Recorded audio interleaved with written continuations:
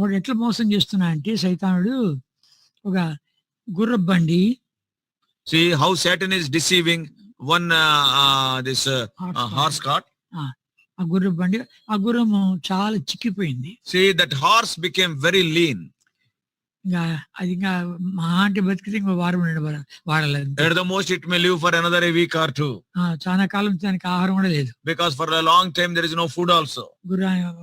బండి కట్టాడు. And he has tied it to the buggy. తర్వాత ముగ్గురు బండ్లు కూర్చున్నాడు. And he was sitting in the cart. ఒక పెద్ద కర్ర ఒకటి తీసుకున్నాడు. And he has taken a long stick. ఆ కర్రకు తాడు కట్టాడు. And there is a thread at the end of that this one rod.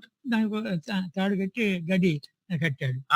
And for that before that just a little bit grass he has just tied it. అమ్మ గడ్డి దొరికిందని చెప్పి అది పరిగెత్తా ఉంది. See then that he has kept it before that face of that horse while running, and the horse was thinking I am getting the grass, my food, and it was running. బండి పోతా ఉంది, గడ్డి పోతా ఉంది, వాడు పోతున్నాడు, అట్లా మోసం చేస్తుంది సైతాన్. See now the cart is going, the buggy is going, the horse is running, and along with the horse that grass is also going before it because he tied it. So the horse could not get the grass.